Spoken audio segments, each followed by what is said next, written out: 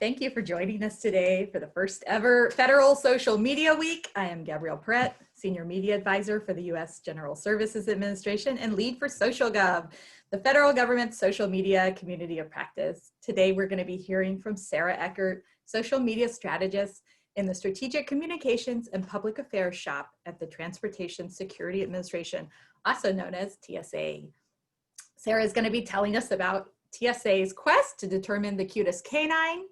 Sarah graduated from the University of Maryland with a BS in Ecology and Evolution and completed her MS in Conservation Science from the Imperial College London in the United Kingdom. After earning her MS, Sarah served as an AmeriCorps member in Washington, D.C. with the Department of the Interior. Sarah began her federal service as the Youth Programs Coordinator at the Office of Surface Mining and Reclamation and Enforcement, a Bureau of Department of Interior, and later transitioned to a digital communications specialist.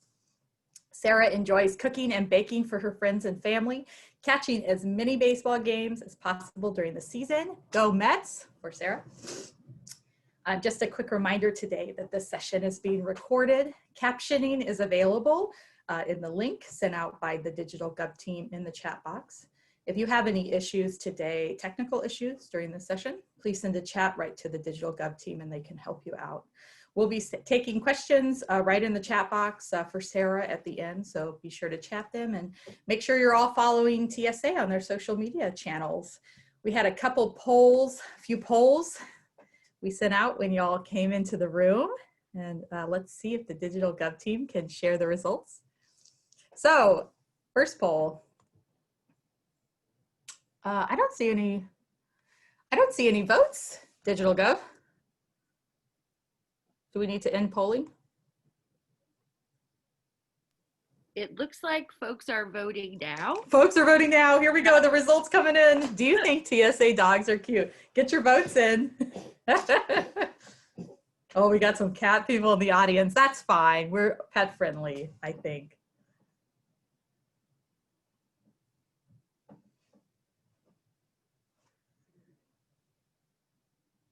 The results still coming in. People still voting.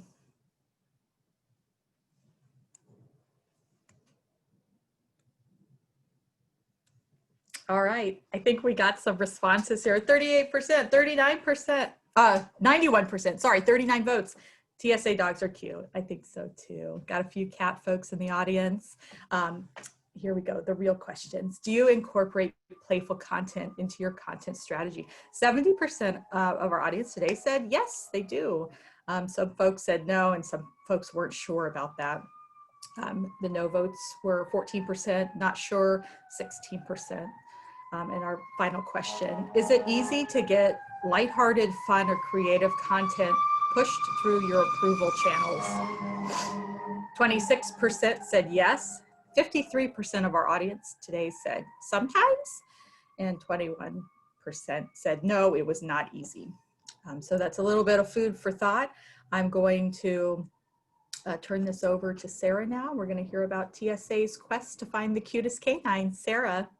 Hi, can everyone hear me okay? We're good? Yeah, thumbs sounded up. Good. Perfect. I'm just going to share my screen now.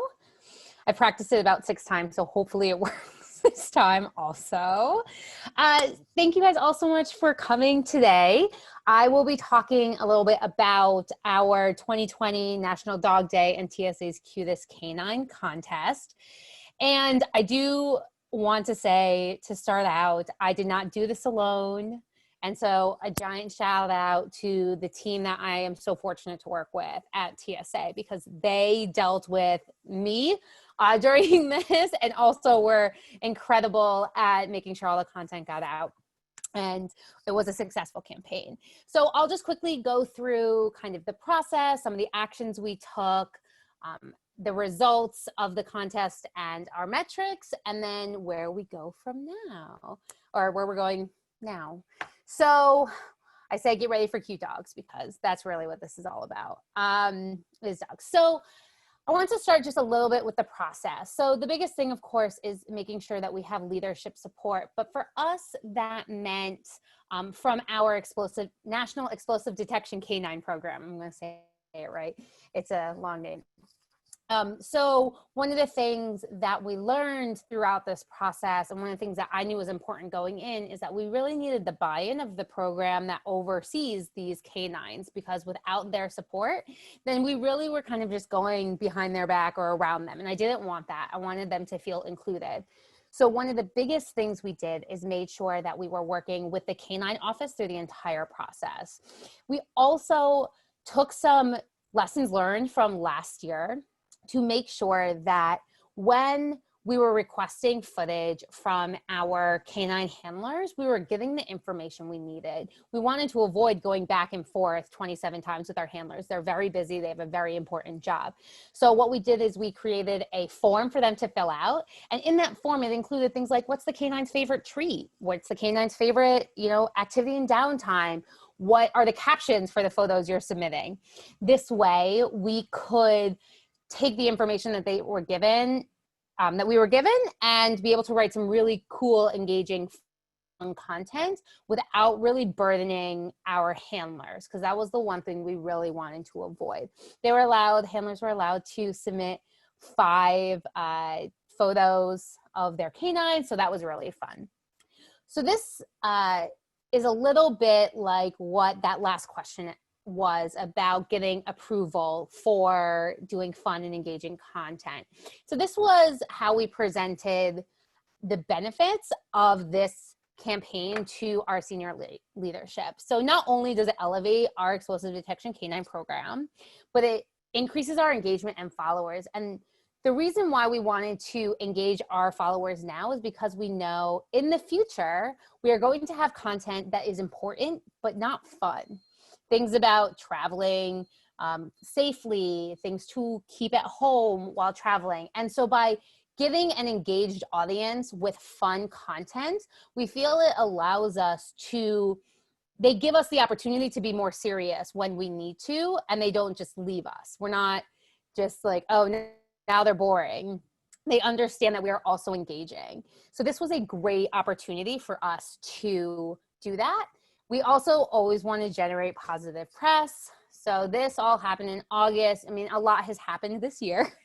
Welcome to 2020, in case you missed it. So the ability to generate some positive press is good, not only for the agency, but for our folks in the field. And I think also for the general public. People wanted a break. They wanted something to smile about, and we were able to give it to them. And we were really fortunate to be in that position. So a little bit about the coordination, and this is where all the dog photos come in that we use. So as I mentioned, we worked very closely with our explosive detection canine program team, making sure that they vetted all of the content, because all the things that we wanted to show about dogs, they would not necessarily allow because it's not within their protocols. So we wanted to make sure that we were never showing a photo of a canine doing the wrong thing. Always wanted to make sure the canine was doing the right thing. In this case, the canine is at home and is free to hide under the, I believe that is a shower curtain. So we also worked internally with our strategic communications and public affairs office. And we worked with our web and apps team to make sure that we were promoting our content on the My TSA app. Short plug, if you don't have it, it's great. It's free. Download it. You can get a whole slew of information, wait times at your airport, that kind of thing. And our media team also, so our spokespeople were really active and engaging. When we had our finalists, we were able to use our media team to promote to the local media markets and really get some engagement from there. And then of course the airports themselves. We have a great working relationship on our social media team with airports. And we love being able to promote them, and they love being promoted. So this was the perfect marriage of those two things. I would say that we were in constant communication throughout I'm going to say we started this in June, end of May, June. So for probably 3 or 4 months during this whole process and after. We're still in communication. I will talk about that towards the end. And uniform policy branding. So this was one of the biggest things, is we wanted to make sure that when we were presenting our information, it was still serious. So it can be fun, but it was still serious that people understood that we're a federal agency. We take transportation security seriously, and that we want to educate the public so that they're more informed as they travel. We also made sure that all of our content was kind of in the same color scheme for the most part, based on our TSA colors, that kind of thing, TSA logos, etc. So the first thing we did was our TSA's Cutest Canine contest. And the goal was, of course, to identify the cutest explosive detection canine for 2020. Last year was Alfie from Phoenix. And if you don't know the winner, I will show you in a minute. But we really did this in 3 steps. So the first thing was we collected photos from handlers. We have over 1,000 explosive detection canine teams, and we had at least, I want to say, close to 100 entries from our handlers, which was a lot more than we had in previous years. So it was a big jump in the number of canines that we had to choose from to begin with. But we didn't want to just be the ones deciding, because I will tell you that what the people decided and what people on my team decided were different dogs. So it's not fair. What we actually did is put all of these canines up for internal voting. So TSA has something called Idea Factory. It's an internal website where people can vote on ideas or give different ideas. And we did a lot of internal communication at this point to all of the TSA employees so that they could go in and vote for their favorite canine. It just said the canine's name, their airport, and it had the photos of the canine.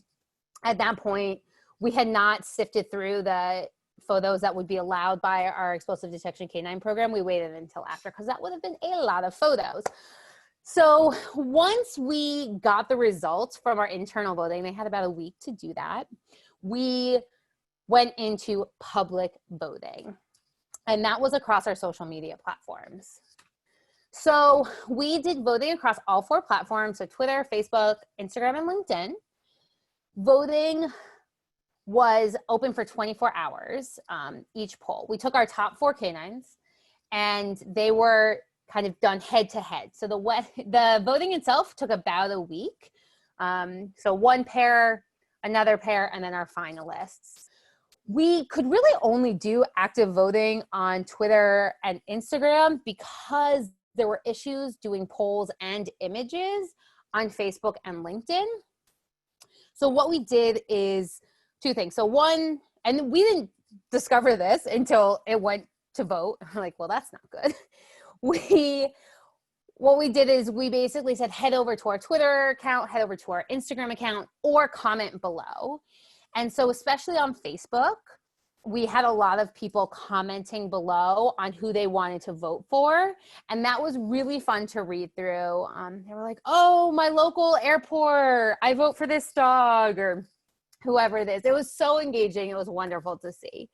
And so these polls were 24 hours. And as I mentioned, we did 3 rounds. So the 2 semifinalist rounds and 1 final round. And through all of this, we engaged our spokespeople, our media team, so that they could talk to the local media outlets of the finalists and hopefully generate positive press, which they did. And it was very successful. We had dozens of articles written about this whole process and the campaign and encouraging people to go vote for their local canine. And we also, again, shout out to our other DHS components who are also really helpful in helping to promote it and this whole group itself. We sent an email to everybody once we got to the finalist round. So thank you for that. So drum roll in your head, you can do it. Our winner was Kayla, and that is how it said. And Kayla is from Daniel K. Inouye International Airport in Honolulu. So when we found out that Kayla, she's at Visla, probably said that wrong, and she's very sweet. One of the challenges we actually faced when we learned that Kayla was the winner was the time zone challenge that we had. So we saw a huge, we had to actually change some of our plans because we were thinking, all right, I'm here on the East Coast. We had some West Coast canines. That's not too bad. Push by an hour or 2. But when we realized we were going all the way out to Hawaii, we wanted to make sure that Kayla in the voting and also the media markets got this information so that they could be successful at pushing it out and help us in the end.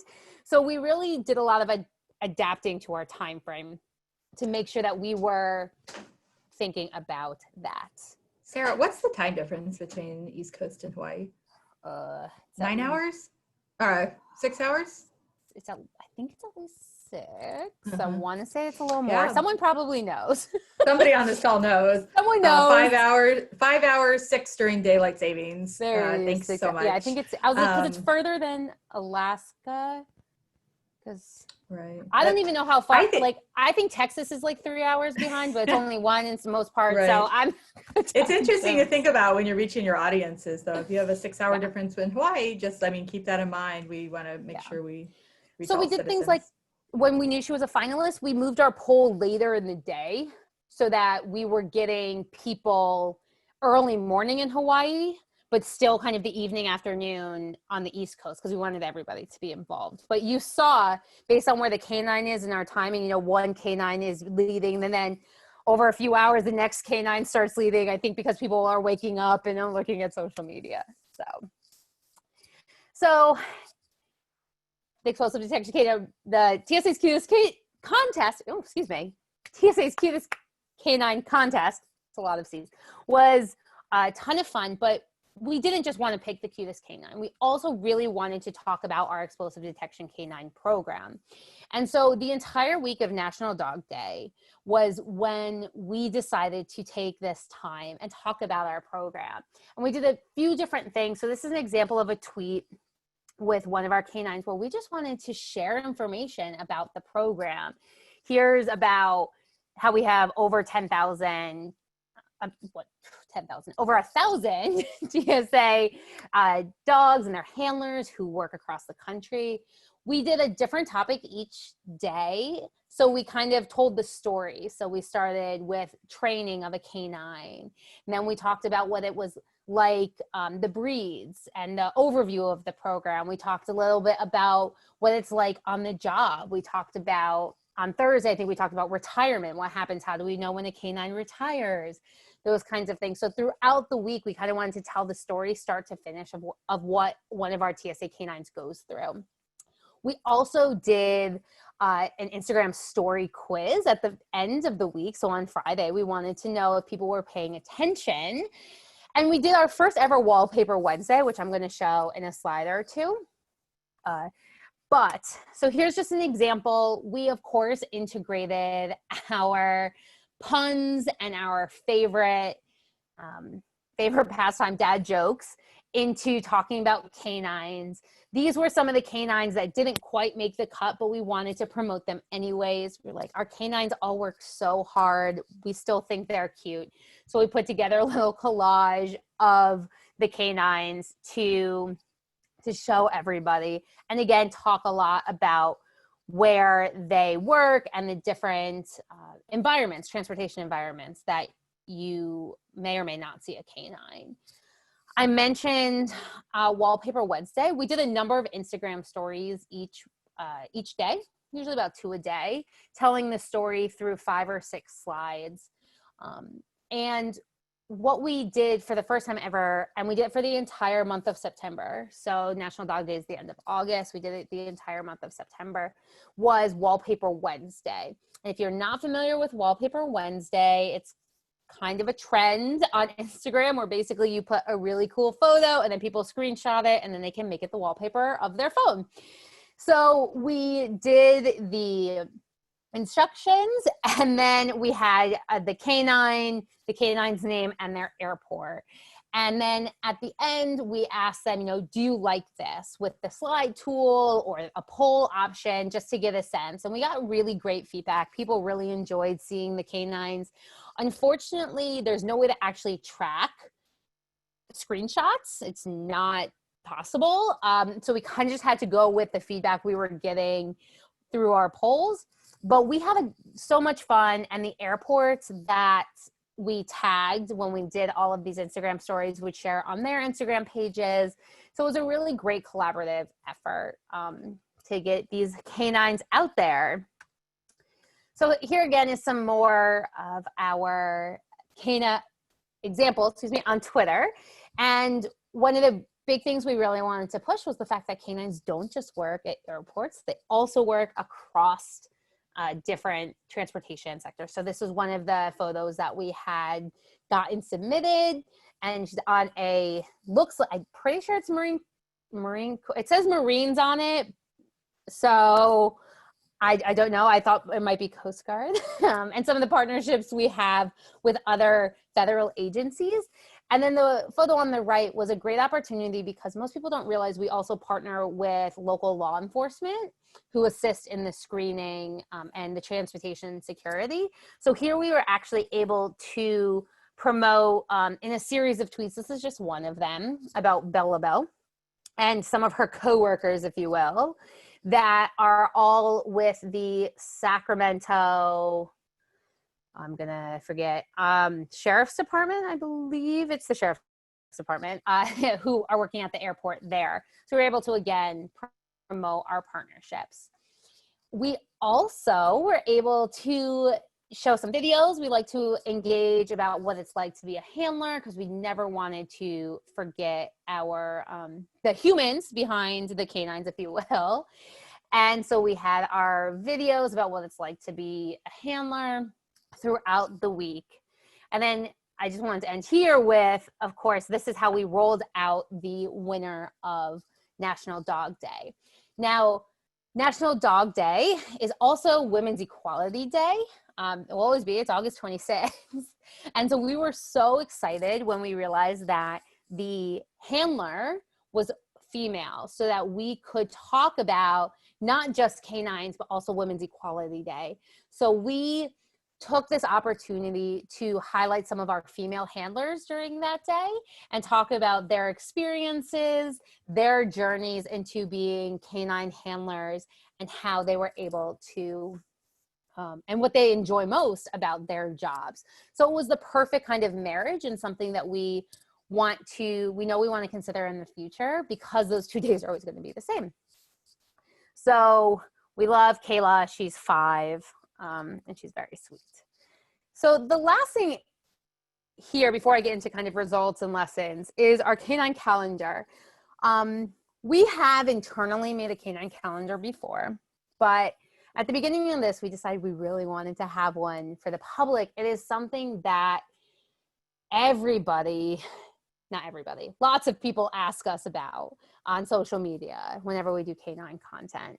So we decided to take this as an opportunity to throw back to our really successful National Dog Day week, I guess, content, and to kind of bring up our winner again, give them another little bit of love, and be able to promote and share information about other canines. So I'm really excited because yesterday we got approval from our lawyers, Cute Counsel, that we'll be able to have this available to the public. It was a long the process, but we got it. I'm very excited. This is Ronnie. He's going to be January, Mr. January, if you will. And we will be posting this on our TSA website for people to just download and print out themselves and enjoy. So keep a lookout in the next, say, 2 weeks or so on all of our social media channels. You'll be able to download your very own TSA's Cutest Canine calendar, or canine calendar, I should say, and you can learn a little bit about all the canines. So a little bit about our results and lessons learned. So through all of this, we had over 4.8 million impressions, 100,000 engagements, and our engagement rate was 2.4. So we hope for 1%. That's kind of our target, depending on the platform. So being able to really go above and beyond our engagement rate, and this is combined across platforms, was amazing to see. And what we really know is that early planning is key. A campaign of this magnitude, and one that we know is going to generate interest, not just internally, but also through the media. It was really key, being able to make sure that everybody was on the same page, everyone knew the timing, everyone knew what was going on. It was really important. And of course, inclusive involvement. We never wanted any office in TSA to feel like we were forgetting about them or that they could not be involved in the way that they needed to be. And so at the very beginning, we had a meeting saying, these are all the key players.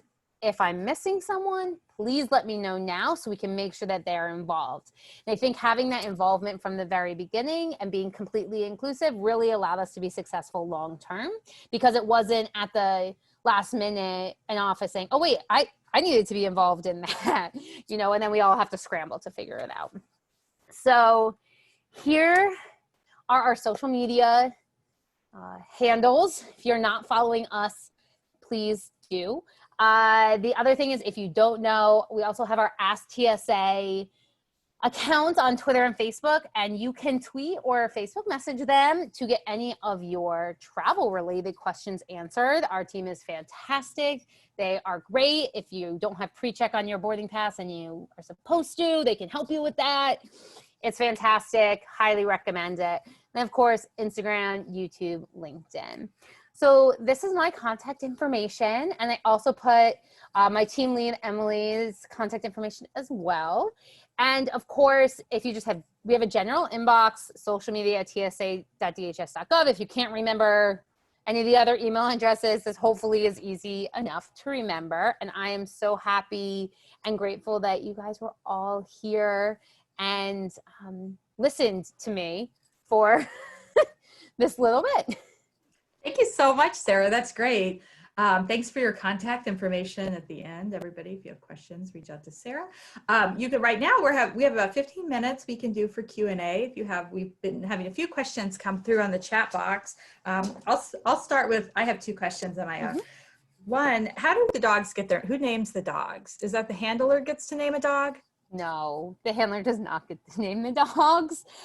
So for a while, or some of our canines are actually named, here, let me see if I can find one, are named after individuals who unfortunately passed on 9/11 in service. So Bella here, Bell, I read that on your slide. Yeah, so Bella Bell, Jagoda, if you ever see a canine that has two first letters, that's really, they're going away from that format. So Bella Bell obviously doesn't necessarily have that, Right. but so some of the canines are named that way. The program names them. Okay. The handlers don't get to that I know of.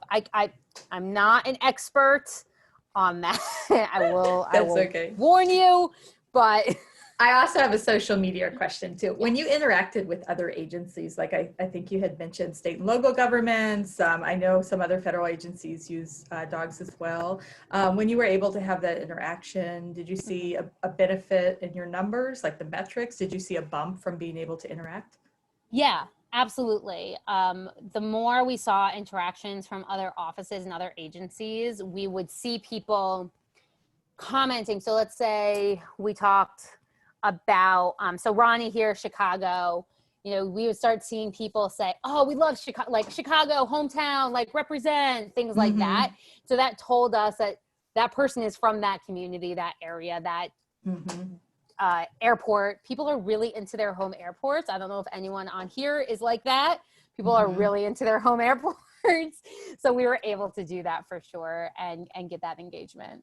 Cool. Okay, I'm going to take a question from the chat box. Katie Miller of the Performance Gov team here at GSA wants to know, how much lead time do you need for planning National Dog Day campaign? She also mentioned, including building internal support and the voting. So start to finish. Yeah, so National Dog Day was, well, we're not finished yet because our calendar is not out yet, but National Dog Day was August 26th. We started right after Memorial Day with like the formal outside of the social media team. So I probably started in May getting thoughts together from the social media side. And then in June went out to the other offices to figure out who needed to be involved, how they were going to be involved, our timeline and everything like that. I think we went out in July for or end of June to July for our handlers to submit photos. We wanted to give them as much time as possible to submit it. I can't even remember. I don't even know what day of the week it is, to be honest. So welcome. But we did, I mean, it took a number of months. This was actually, I believe it's the second year that TSA has held the Cutest Canine contest. I hope that as this goes forward and as this contest continues, it takes less time because they know what to do. We kind of have it figured out. All of the parties who are involved know what to expect. And I think that is really, but a few months for sure to get all the graphics done, because I built all the graphics. Oh, great job on the all graphics. the like backgrounds and fantastic. everything. That was Canva. Highly recommend if you're not using it already. So yeah. That's great. I got a question here from Allison Kohler. She's also GSA in our Heartland region. Her question is, did your operational security people freak out at all about publicly sharing the dog's name, the handler's name, location, photos? She noted in New York City, they were against photographing working dogs and posting with their names because bad guys and gals can target them and take them out. Yeah. Any security concerns? How did you all deal with that? So we're actually changing our, so our calendar, we're actually not doing our, we're not going to give last names of our handlers. Our security operations were not concerned, and our explosive detection canine program was not concerned. One thing that we also always look to is that our, when, for example, we get a press release for the winner, that includes the handler name, airport, all of that stuff. So our handlers are used to doing media events as well and giving interviews. So I think that there's a level of comfort for some of them, but we didn't, on actual dog day when we were talking about our dogs, we didn't really give handler names unless they had agreed to it and were like, yes, here's my story. So we're doing the same thing for the calendar. We're getting their permission. We also sent, we're sending the calendar through our SSI office. So through What's SSI? So I realized after I said it, security, something, the people who make sure we're not sending top secret information to the public. Some safety and security Safety and security information. Yeah. Something. We'll take a guess. Someone on my team can put that in. Yeah, to make sure that they don't have any concerns about it. But it is something that we've been talking about, especially recently, making sure that the handlers, as long as the handlers are comfortable with it, there's nothing in our that our program is worried necessarily about. So we just want to make sure the handlers are comfortable. Great question. Thanks, Allison. Yeah. Speaking of media, Sarah, for this campaign, did you guys do any outreach, like traditional press outreach, to let reporters like around the country know you're profiling maybe dogs in their area, their airport? Did you do any of that? So our social media team did not. That was all handled by our media folks, our spokespeople. So for people who aren't familiar, TSA has a number of spokespeople who all do different regions, and they're the ones who are responsible with for working with local press. And they were the ones who would pitch the story. Our media folks did know the finalists before the general public did, so that they could start that conversation ahead of time. They also knew the winner before we announced it, so that they could kind of get the media ready. Do you know if there was any crossover? Like, did you get any press out of this? For the social campaign, was there any crossover? Like, were there any articles or anything? Oh yeah, there were a lot of articles. Oh, good. There were a lot of articles about it. There were a lot of articles that were like, we had Ron was one of the finalists, I think, is Oakland. And it was like, vote for Ron, or it would be like DFW was like, head over to TSA's Twitter, and they put a link to vote today for the local canine. So we had both I say print media, but I don't know if anyone actually prints their newspapers anymore, but traditional media, we had some blogs, and then we also had news, so television news. Any social media influencers jump in on this? Do we have any social media influencers? I'm going to go, no, I think I would remember that. I was like, talk or share on it. Maybe next year. You never know. Maybe next year. Maybe. right? I mean, I like to think we're the social media influencers, but that's fine. Department of Energy had, a lot of, with Stranger Things, they got a lot of weird, Yes. and there was a big name podcast that picked up that they got interviews off it. So interesting, maybe for next. You never know. Sometimes we're always hoping. You never know. I got a really good question here in the chat box from Barbara. She wanted to know if you noticed that you post a YouTube link on Facebook, I guess, well, for any platform, I suppose, or versus natively uploading the video. 99% of the time are going to be, we have switched to natively uploading our videos. We do find that we have increased engagement when we do that, when we look at our content that goes to a link, and also that is versus the videos that are natively in the platforms. So we use Twitter Studio for Twitter to upload, and then do that because we can include the caption files with our videos. Same thing, Facebook Studio, and then our just through LinkedIn. We can include the closed caption files for all of those, which is why we want to make sure we're doing it that way. Rather, I think it's also just a personal preference that we found. Our people like to stay in one spot and watch the Does videos. your VizComs team, do they cut videos specifically for social?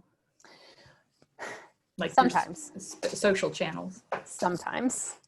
Is that by request, or are they thinking? I'm just kind of curious. Are they? No, or do usually they approach it's you? something. Yeah, usually it's something we've requested, or it's a video that's too long. We generally find it an issue on Twitter because the video length is so much smaller than say Facebook or LinkedIn allows, and so we will on occasion have them cut videos if it's depending on the campaign we're working on. But I will say our team, not me, I take zero credit for this. Our team also does make some short social media clips. Emily does it. Crystal on my team also does it. So they are the ones who will do kind of those short 10-second videos for social specific. Did you do any videos for the dog campaign? We just did, because of COVID times, while we would have loved to be able to do kind of more videos, and we just did videos that we currently had. So we have a video about our explosive detection training center, and we have a video about, we've got 2 interviews actually with explosive detection canine handlers. So we shared those videos on our platforms during that week when we were talking about the topic. So we were talking about training, we shared that video, and when we were talking about our teams, we shared the ones from our handlers. Cool, that's great. I got a question here from Jennifer. Maybe we're all wondering, how big is your social team? Like, how does that work at TSA? Okay, so I'm going to, for the moment, separate our Ask TSA team. We're all under the same branch. So we call them kind of the responsive, and we're the people who go out actively. So it's myself, our team lead is Emily, and then let's see, we've got, now I'm trying to count. Emily, Ian, Adam. There are 5 of us. I believe, I'm probably going to misspeak that I think we're slotted for 6 people for the team total. But I'm not sure. So that 5, let's say 5 for, sure. And that's main TSA and ex-TSA too? No, so that's just for the main TSA. Okay. I'm sure our Ask TSA team runs 7 days a week. 8 a.m. to 8 p.m. I believe are their hours, Monday through Friday, and 9 to 7 on the weekend. They must have a big team if they're answering. So they have about questions. 12 people. Wow, it's great. Yes. That would be sure if a member of the Ask TSA team, I think I saw you. You can type how many. I think I saw some names pop up. But I'm going to be reaching out to them. I'd love to hear how they are able to keep up with the volume of responses. I have to say they do. I'm not a religious person, but they do the Lord's work. Let me tell you. Yeah, must they be. get the questions. Sarah, on the TSA account, do y'all respond to comments like when people make comments, what is your strategy to respond? Do you respond to all comments? Do you pick and choose? Do you respond to just ones needing information, legitimate requests? So yeah, so on Twitter, if someone asks a comment, if we've posted something, let's say about traveling with hand sanitizer, and someone says, oh, can I bring this? Our Ask TSA team will usually come in and answer the question from there. So sometimes we see it and we'll answer it. Our Ask TSA team is now doing our Instagram DMs as well, because it was getting too overwhelming for us. But we on the social media team do all of our comments on Instagram comments for the most part. And we respond to either comment or like probably 95% of the comments we get on Instagram. We try especially hard on Instagram to match the tone of our post. And we find that people really enjoy when we're funny, or sometimes they try and like throw shade at us and we throw shade back, type of a thing. And it just becomes a really fun, engaging environment. We do not engage with people who are soliciting things, Right. which we sometimes get, kind of the spammers. Spammy, yeah, sure. Spammy, or really the trolls, if you will. We have a few of those, but for the most part, the comments we get are positive. And sometimes other people respond for us. Like other people respond to the question, and we're just like, we're just going to sit here and you guys can handle it. So stay out of the fray, if you will. Yeah. So that's generally how we respond to comments. We don't get a ton of comments on Facebook at all. Interesting. Very few comments. Yeah. Do you get where do you get the most comments? Twitter? Instagram. Oh, Instagram. Yeah. Same for GSA too. We really don't get a lot on Twitter, but we interact with real life citizens on Instagram because we post a lot of content on our public buildings and public art portfolio. Yeah. And so we get real life citizens and we get really excited about it.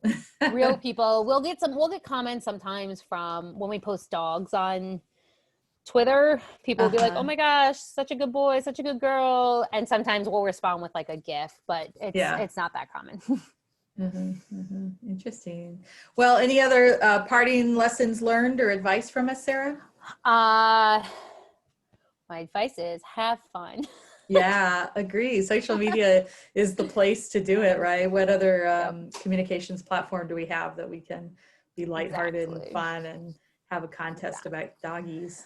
About dogs. And I think it would be really fun. I think it'd be really cool to do a government-wide canine something. Since there are so many different canines that work across the government. You've got your Beagle Brigade and everything. I think it would be a lot of fun. So don't ask, don't get. Put it out there, Sarah. I know. I think it would be going to come to me. I'm your just saying. Appointed lead. Our pass. That's great. Yeah. Well, everyone, everyone will join me in thanking Sarah Eckert of TSA